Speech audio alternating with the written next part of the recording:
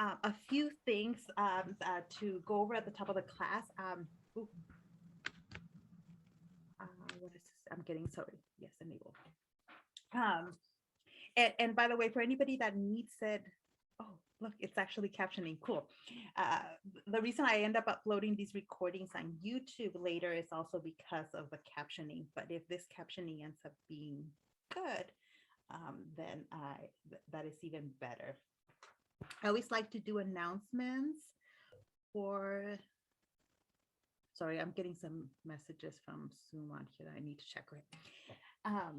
So I always like to do like announcements at the beginning of the class. So whenever you miss it, I would go back and check the recording for these kinds of announcements.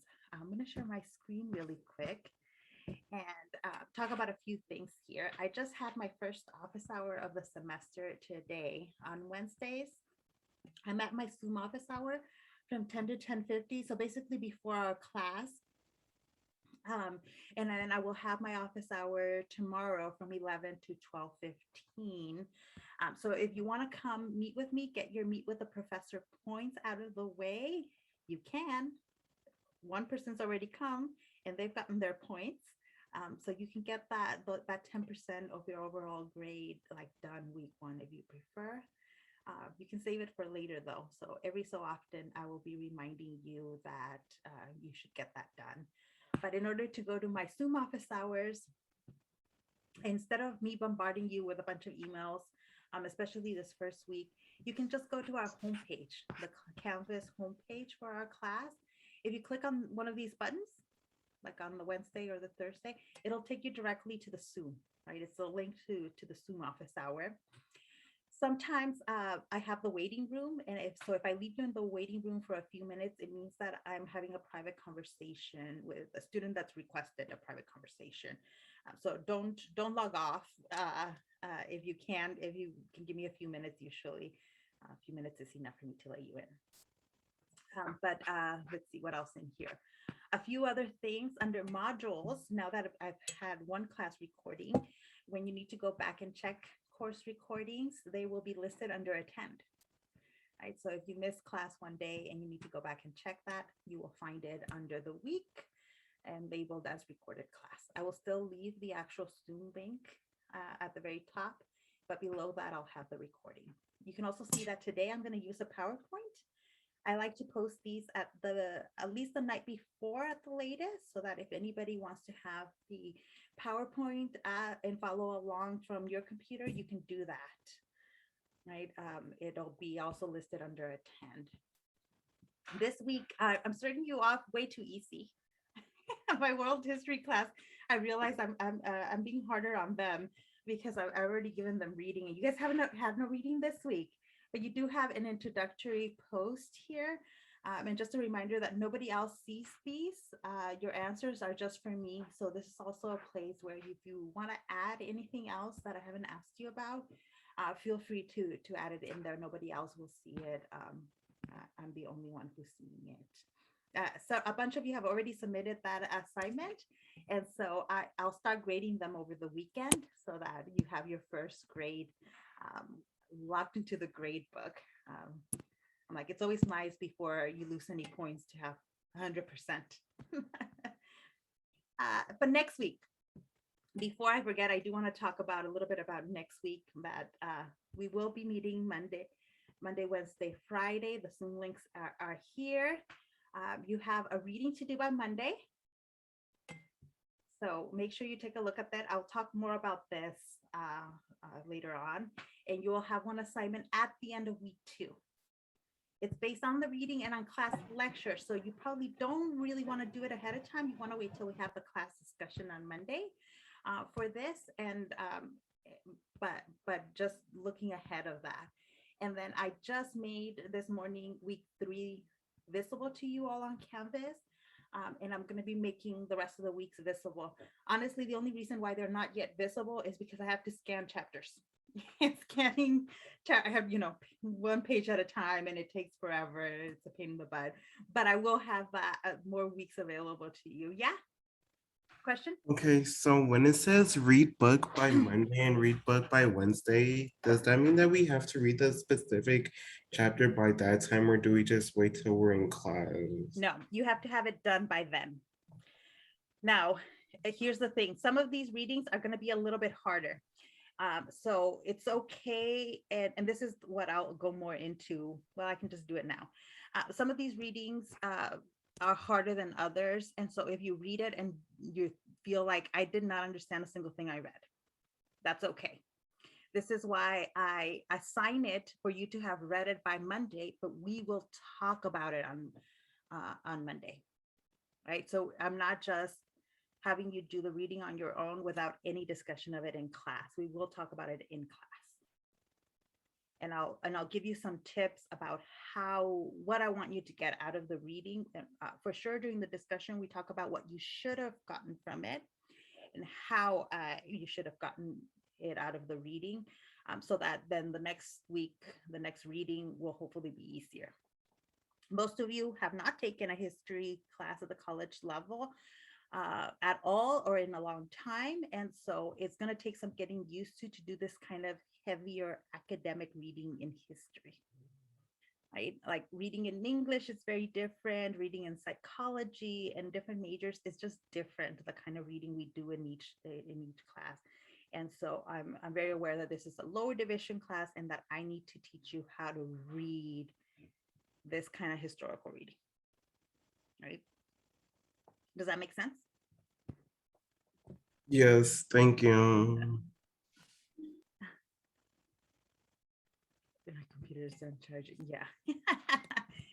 Okay, so let's see. So no reading today, but I do want to talk. I do have something to start talking about this topic of race and ethnicity in U.S. history, right? In order for us to start talking about that, we need to have some definitions about what we mean when we say race and ethnicity. Right. So I'm going to pull up the PowerPoint. And so, like I said, if you want to follow along on your own, you can find the PowerPoint there. As I'm going through these slides, you'll notice you'll start to get a feel of like, what's my lecturing style. You can raise your hand at any point or unmute yourself, ask a question, ask me to go slower. I try to go slow, and then sometimes I get just too excited about, the material and start talking a million miles a minute. And so you feel free to slow me down when you need to, right? So what's the definition of race? This class is called Race and Ethnicity. And we all have a same sense when we hear those words that we know what they mean, right? Especially that of race. So can anyone give a definition of race?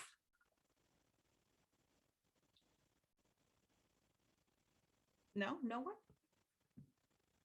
Stop sharing and do. Doesn't race specifically mean to like physical attributes aside from like culture? Yeah, that's what we mean when we say it, right? And it's actually, I'm like, the reason why the rest of you are probably being quiet is because we don't always have a very precise definition of race. We don't. And there's a reason why we don't have a precise definition of race. Technically, there is no, let me go back to sharing my screen.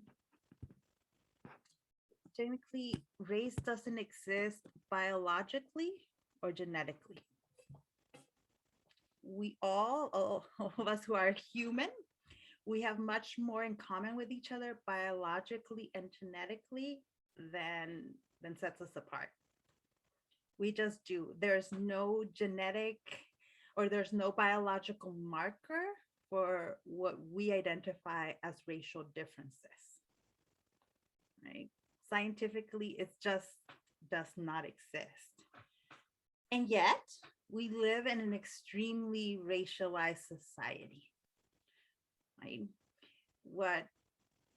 The way we talk about it then, or the way we study it in an academic setting, is as a racially constructed category, right? Humans, we created these categories to distinguish in us versus them. And very specifically for most scholars and most historians, when we talk about when these ideas about race were created, we're really talking about specifically about them being created along with the slave trade and capitalism. Right? So these are very modern creations.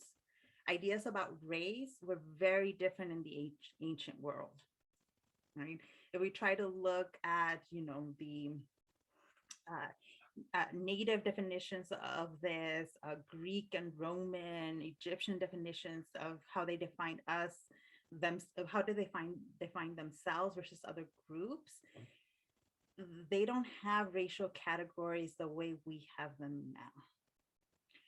Now, what we mean when we say race is we're talking about like skin color, right? These physical attributes, usually we mean skin color, hair type, like just different physical attributes. So what do we do with this definition? What do we do with the fact that race, there's no biological marker for race?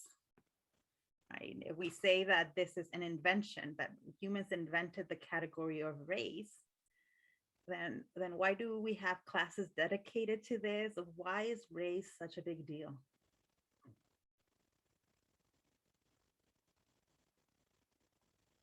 I'm not tricking you. This is not a trick question. I swear. Because we make it a big deal? Yeah, it does come down to that. We've made it a big deal. It's a tool of segregation, yeah. And one of the things that we will see throughout this class, what we'll argue is, even if there is no like biological marker to it, even if it really probably shouldn't exist, it does. It does for very real historical reasons. And so it's worth it then to study. If it's been such a big part of the societies we've created in the modern world, then we should know that history so we can understand the world we live in, how we've separated ourselves, and how that ends up affecting our daily lives. Right? So that's something that I'll keep coming back to, that maybe we want to live in a colorblind society, in a post-racial society, but we don't. We just don't yet. I don't know if we ever will. I think it's really hard once we've created entire systems based on these separations. But I know a lot of us hope that can change. So okay, let me go back to sharing this. All right, so we live in a racialized society, right? Race matters in our society. It has mattered for a long time. It just has. So that's what we're going to analyze, in the ways in which race has mattered in US history, right? How it has been constructed. Because the definition of race, because it's not a scientific category then, has changed over time. Racial groups that existed in one time period changed. How they got defined changed, right? So that's what we're going to look at too. How did these racial categories get defined in particular time periods and in the US, and then how that changed, why it changed, all of those fun things. One of the kind of ways in which race is really relevant in our world is it's how we count ourselves via the US Census, right? During the last census, I remember filling it out, and these are the categories. You can go to the US Census Bureau today, to their website, and these are the categories, the racial categories that they list in the census. Right, so you can look at it the way that white is defined in the US Census. So this is officially in the US, white is a person having origins in any of the original peoples of Europe, the Middle East, or North Africa. So you can be African and be white, right? Black or African American is a person having origins in any of the Black racial groups of Africa. You can read through and see the other ones. So just looking at the US Census definitions, right? Looking at these categories, right? I'm gonna ask you a really awkward question, right? We have white, You have Black or African American, American Indian, or Alaskan Native.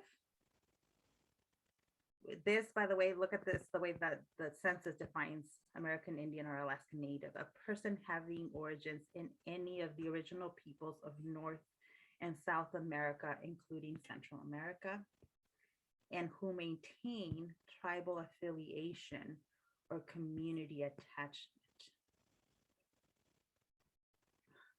Actually, I didn't want to read through all of them, but it's really interesting the way the census defines it. Asian gets defined as a person having origins in any of the original peoples of the Far East, Southeast Asia, or the Indian subcontinent, including, for example, Cambodia, China, India, Japan, Korea, Malaysia, Pakistan, the Philippine Islands, Thailand, and Vietnam. This particular definition is really interesting. This is how it gets Asian gets defined in the U.S. And these are some of these definitions. I think most people are like, oh, there's problems with it, but all right, this is how things get defined in the U.S. But if you went to Japan, would the Japanese see themselves as the same racial group as the Koreans?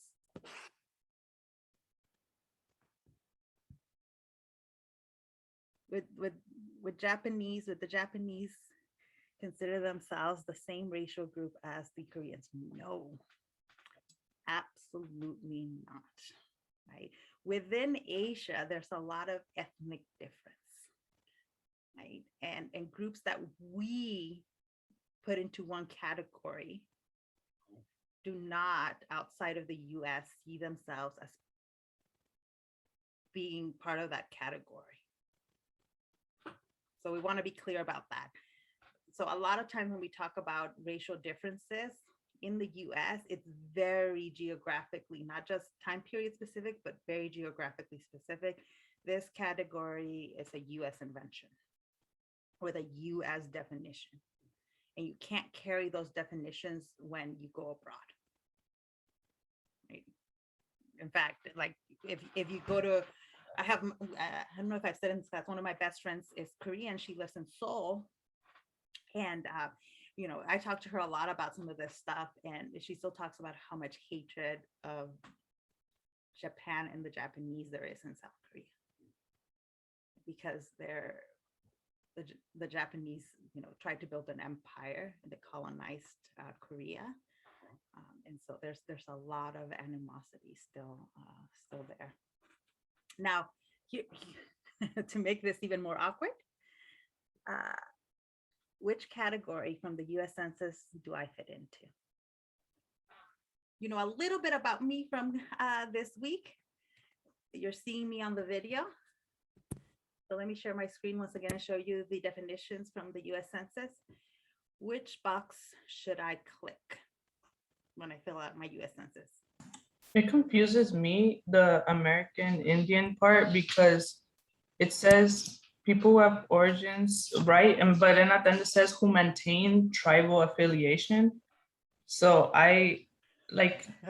because it says North and South America, I'd say me and you would go there, but it says who maintain. So that confuses me because a lot of people don't maintain that, No, I can tell you that I do not maintain any tribal affiliation to any Native community, right? You can't go check with any Native community and find my name in any kind of roster, right? So I definitely do not, or then that category does not fit comfortably into, or for me, right? Somebody says white in the chat. Why white? Why would the category of white be an option for me? Peter, I see you unmuted. Yeah, I think Cardona is from Europe. I think it's from Spain or Portugal. So that's why it would be classified as white, just assuming part of your ethnicity, if your last name is still relevant. Yeah. All right. So none of you are wrong, but Does anybody disagree that I don't fit into either of those categories? White or American Indian?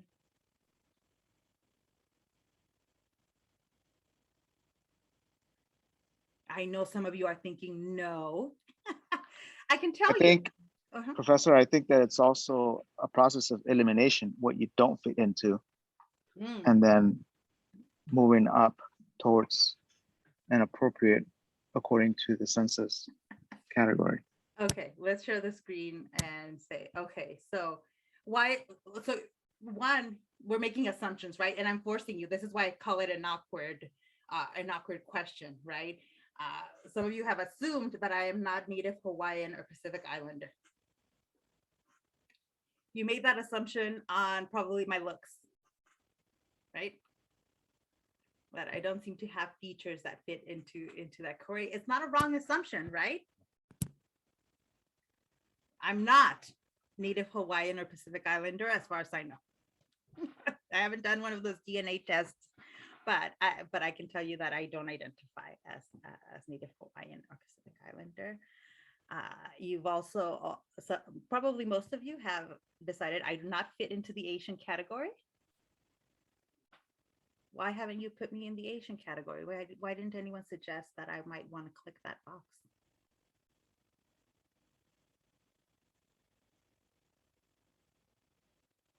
Because we assume that you don't come from there, and then also you said that you spoke Spanish and French, I believe. So we're gonna make the assumption that you're Latino or Hispanic or something of that area, but that option isn't in there. And the way they describe the American Indians, you don't fit in that category either. Like they don't have a category for all the people. It's just very broad assumptions that go into like what, 5 categories? I don't know. Yeah, it is an oversimplification of racial category. But again, I told you there's no biological basis on racial categories. So in that sense, then different people can really define these categories however you want. No? We did some. You can, it's because like you said that race doesn't have any biological basis or stuff, right? So a Black person can also be white, but he can also be Asian at the same time. Yeah. And most assumptions are based on skin color as well. And most of So, yeah. so for all we know, someone can be all 5 or all 4, but there isn't really no specific way of saying just one of them, you know? Yeah, I see Angelica. Absolutely. And actually, I think in the US Census, you can click more than one category. But yeah, a lot of the assumptions we make is based on like, okay, some of these stereotypes are about about facial features and physical features, about language, these kinds of things that are more culturally based. But yeah, so Latinos. So a lot of you have said it made the assumption that I'm Latina. Yes, I am. I was born in Mexico, actually. So that category, I feel very comfortable, right, calling myself Latina. But there is no category for Latino in the U.S. Census racial question, and that is for a very specific reason. Latino, or sometimes the word Hispanic is the word the U.S. Census uses, although that's well, I'll talk in a minute about why I don't like that word, but Latino or Hispanic is not a race. It is not a racial category at all. Right? We're going to put it's obviously we've the word exists, the category exists, we've created it, but it actually is an ethnicity, right? It's not a racial category. You can come from Latin America, right, which is what we mean by Latino, is with Latin American ancestry, right, or origins. You can be Latino and be white. There are a lot of white Latinos. You can be Black and be Latino. There are more Black Latinos than we acknowledge, right? And so there's all kinds of actual diversity, racial diversity within Latin America that the census does not account for. Right? So you can click the Latino Hispanic category, but it's under the ethnicity question in the U.S. Census. It is not a race. It is not a race, although we often do talk about it as a racial group in the U.S. But again, that's also a U.S. invention. People from Latin America don't all consider themselves part of the same ethnic group. Right? What else do they consider themselves as then, if they're not from the same ethnic group? Mostly with their nationality. Mostly nationality. That's the biggest division marker, right? For example, I really dislike Argentina. I was born in Mexico. I really dislike Argentina. And before you'll start recording this and putting it on YouTube, is because Argentina always beats Mexico in soccer.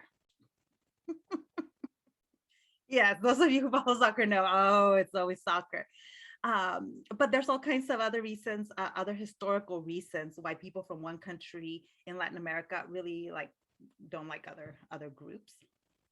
Sometimes it is ethnic. There's still a lot of native groups within Latin America. And there are particular attitudes about Native people and Native communities. So there's lots of reasons. So primarily is nationality, but then also, depending on certain countries, there's, a lot of people see themselves as white as opposed to other countries where there might be maybe more Native origins or even significant Black populations. So yeah, a lot of cultural differences. So where was I going with this? So yeah, so our categories in the U.S., we've created categories that don't function other places, like the Latino category. It does not work all the time outside of the U.S. But see, you guys all did very well with the awkward question. So lots of ways in which this doesn't make sense. Let's go. Ethnicity, then we said, okay. We said Latino is not a racial category. It's more of it's an ethnicity. And this what is exactly an ethnicity then? It's cultural. This is a definition that is probably one of the most common type of definitions for ethnicity, right? It's a group of people. It's a common proper name to identify a particular community, right? Based on stories of common ancestry, right? So a shared history. This particular thing, they use the word myth, and I would probably use more like a common history, stories of a common history. Right? Within an ethnic group, there is an acknowledgement of kinship. People within the group see themselves as part of a group. That's why it's kind of fictional, right? It's not super precise either. If you don't feel if you don't identify as part of a group, then you're not, right? It's created again, it's constructed in a lot of ways because there's, again, we already talked about these biological differences don't exist. So a lot of how we define different ethnic groups and how we distinguish between different ethnic groups, then it comes down to cultural constructions, right? Cultural differences, yes. And I'm taking a look at the chat. So for example, I was born in Mexico, so I feel very comfortable calling myself Mexican and actually Mexican American because I've spent most of my life in the US. But in terms of my Mexican identity, the way I talk about my Mexican identity is where you find all the cultural elements, right? For example, I love soccer and I follow the Mexican national team. Most people would put that as like, aha, yep, that makes you Mexican, right? I listen to a lot of music in Spanish, right? And I know all the Mexican classics. Right? I don't know about all of them, but if you gave me a quiz on Mexican music, I would do very well in that quiz. Food, another cultural difference. For me, Mexican food is just food. That's what I grew up eating. It's not a separate othering thing for me. It's food is a key part of my cultural experience, right? But then there are ways in which I'm a bad Mexican. I don't like spicy food. And again, but these are kind of like cultural elements and stereotypes that we associate with particular ethnic groups, right? So, or particular groups. So a lot of Latinos do like spicy food. It's a stereotype that a lot of times is true. And that's why I sometimes call myself a bad Mexican, because I cannot eat spicy food. And actually, I don't know why. I just don't like it. And that's where we get into a lot of trouble, right? Because then different people define it as different, and even within national boundaries, right? There's a ton of difference, right? Sometimes my friends tell me to pick an authentic Mexican restaurant for them, and I'm like, what? I was like, well, what kind of Mexican food do you like? Because even within Mexico, there's a lot of regional difference in food. Like I like my tortas a particular way, and I don't like how some Mexican restaurants make their tortas, and that's totally like a cultural construction, right? Of I associate certain kind of food that's prepared a certain way from as like the food that I identify with, right? Mexican people eat everything with jalapenos. And okay, and for those of you who are not from, or actually for those anyone who does have some Mexican background, that's also kind of true, right? It's a stereotype, but I'm like, yeah, my mom likes everything with jalapenos. So and some of these things are kind of fun to talk about, and then other things get us into trouble. Right? Other things about talking about ethnicity gets us into trouble because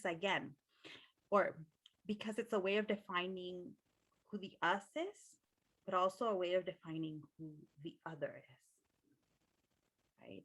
So it can be very inclusive, right? Racial and ethnic categories can be inclusive. They can be positive, right? Like I have a lot of positive feelings about my Latino and my Mexican identity.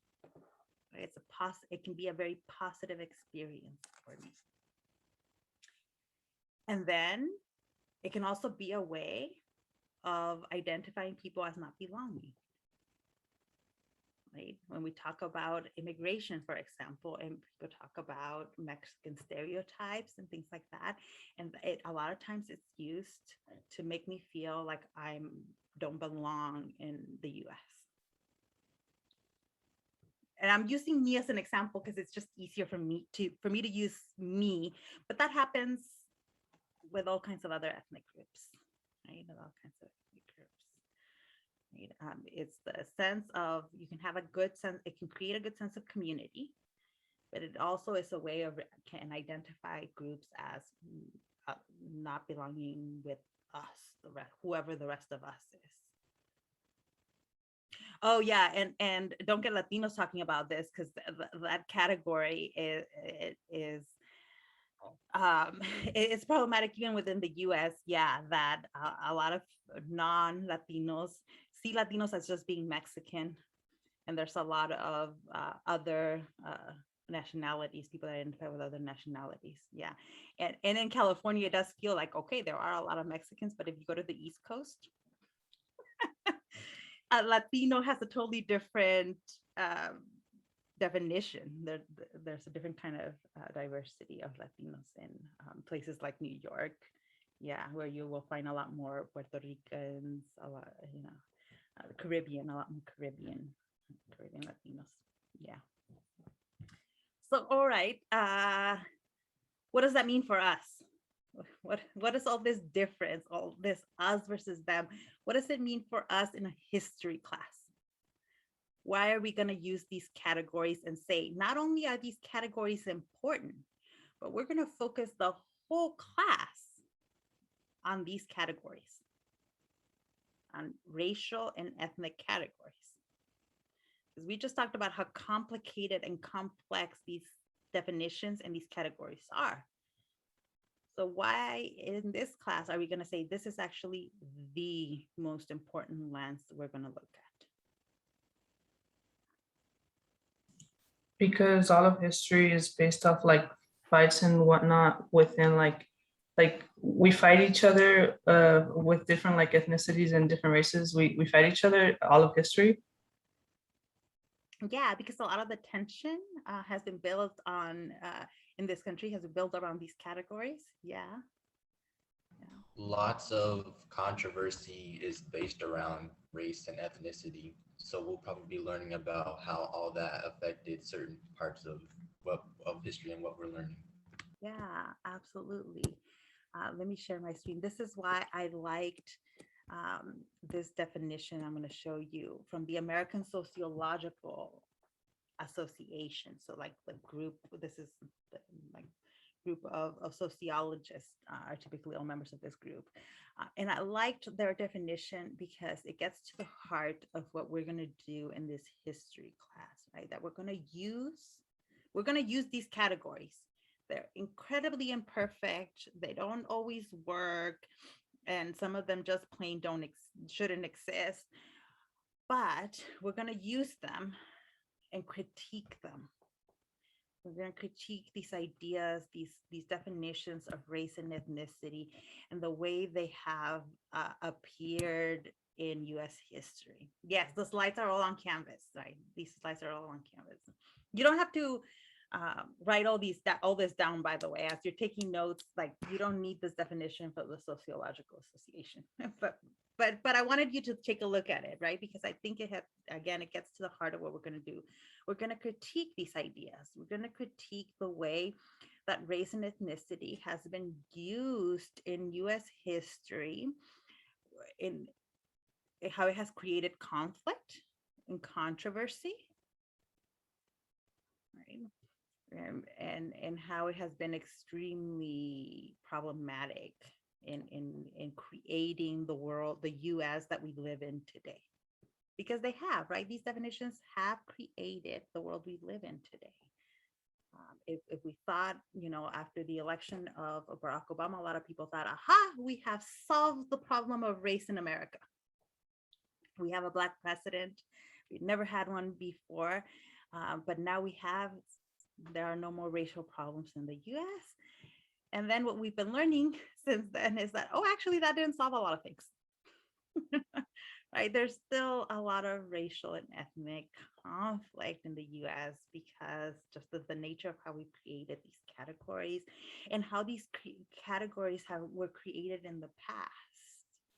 Right? For me, it always comes down to the history matters. If we want to fix our world, if we want to understand and hopefully fix our world, then we should understand the history of it. When we don't understand the history of how our world was created, we end up actually a lot of times making things worse. Right? When we don't understand that history, we end up making things worse. Right? But I will be addressing, like, in the next couple of weeks, what I know a lot of people feel is like we should not be. A lot of people feel we should not even be teaching this. There should not be a course just on race and ethnicity in U.S. history. Right? That's one of the things that we are currently fighting publicly about in the US. A lot of people feel that this should not be taught, right? That I am trying to indoctrinate you. And that is one thing that, by the way, my job is not to change anybody's mind about any politics. Unless you are wrong about some historical element, my job is not to change your mind about anything. We're going to examine the history as it was. Right? Even that's a little problematic, but that's part of what we do. Oh, what I say is America more racist than before? I don't know about more racist. How do we quantify how racist this country is? It's really hard to quantify it, to put a number to it. So I don't know if we're more racist, but it's not the US. I think every single place around the world, we live in a world that is racialized. We didn't create these racial categories. We did not, right? And some of us, if you can pinpoint your ancestors, and maybe you can pinpoint that maybe your ancestors were part of creating this world, but a lot of us can't even pinpoint our ancestors that far back. So you can't even say, yeah, it was my family did this. So, but we still live in a world in which other people long dead, created categories that end up still mattering. Right? But right or wrong, that these categories exist. And so, yeah, race still matters in this country. Still matters.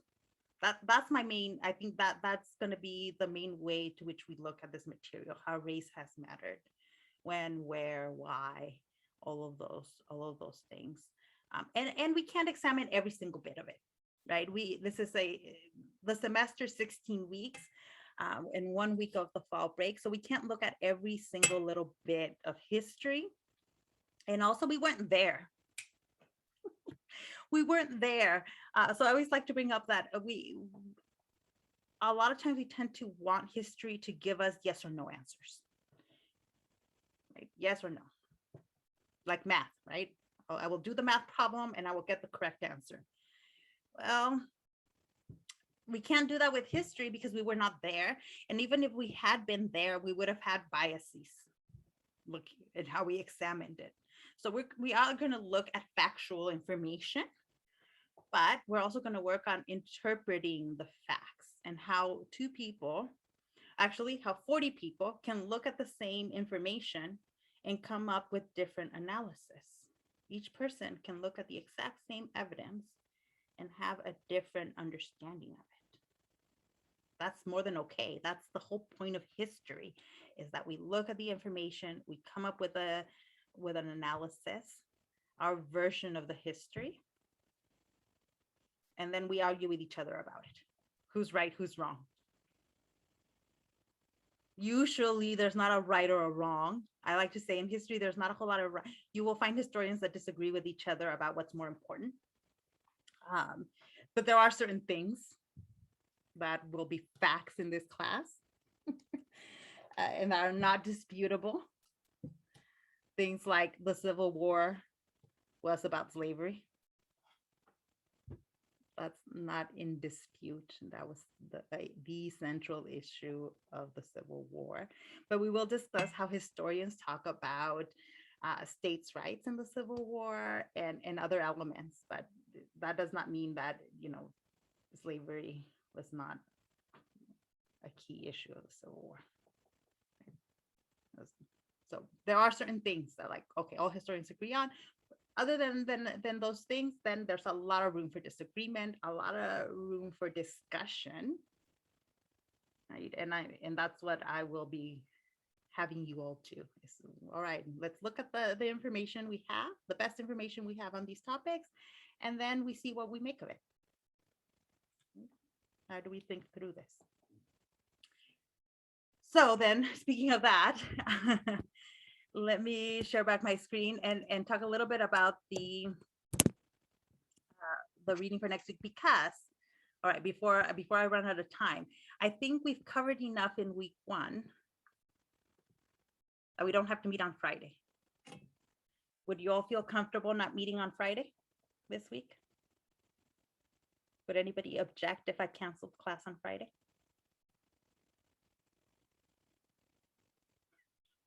Are you all like, don't speak, let her cancel?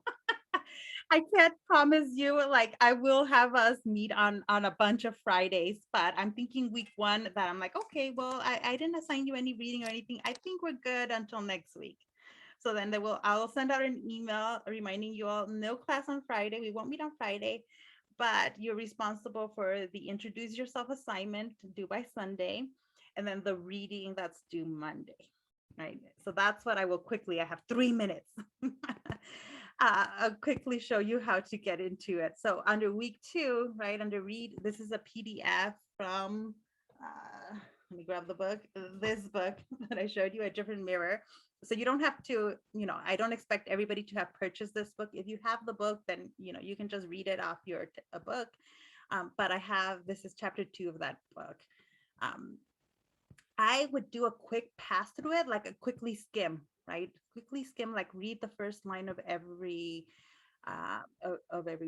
sentence. Skim, what is this going to be about? So you can get a sense of just, okay, generally it's going to be about the Irish and the English, how the English think about the Irish, and then about the category of Indian, how Indian peoples, by which the book keeps using the word Indian, but they mean native peoples in the Americas, how the English viewed native people in the Americas, how the English colonists viewed them. Professor Dr. Cardona, Yeah. I have a good question. The questions for this chapter, is it due Sunday or next week? Next week. So that's where I'm going next. So for that chapter 2 that you're supposed to read by Monday, we're going to talk about it. Chapter is going to serve as the basis for everything we do that week. So the other thing you want to do then, after you do a quick look at that reading, is look at the questions I'm asking you in the assignment for week 2. It's not going to be due until not this Sunday, but the Sunday after. So we ignore the August 29th. Oh, did I put up? Yes, I will go in and change it. Thank you. Actually, I will go in and change it after our class today. I put the wrong date. Oh, sorry to make a mistake. No. Tell you about it. Point out there's a mistake. I'm just I got confused about the dates. I'm like, this Sunday or next one. No. Please. I'm like, if you don't tell me, then this is going to be on your calendar to do Friday. So I will change that. Don't worry, I will change that. So, but one of the things of why you want to look at these questions is because as you read the chapter, I want you to pay attention to these particular themes, right? And I've even given you page numbers in here to look at specifically, right? This is why you do want to look at these questions before you read closely that reading, because if I'm not asking you a question about it, chances are you can skim it, right? One of the things that the reading does a lot is he's obsessed with Shakespeare. And we'll see how that works, but I'm not obsessed with Shakespeare. Okay, so I could care less about his Shakespeare examples in here. So every time he starts going on and on about Shakespeare, you could skim. Right? Instead, I want you to pay attention to what he says about the Irish, what he says about the English view of Native people, and I've asked you specific questions about that. You won't be able to answer, like some of you are like, well, I could just do that assignment, the discussion board post for week 2 now. You could do most of it, but some of the questions will be directly about things we talk about in lecture. Like I have a question about Pocahontas. There's nothing about Pocahontas in the reading.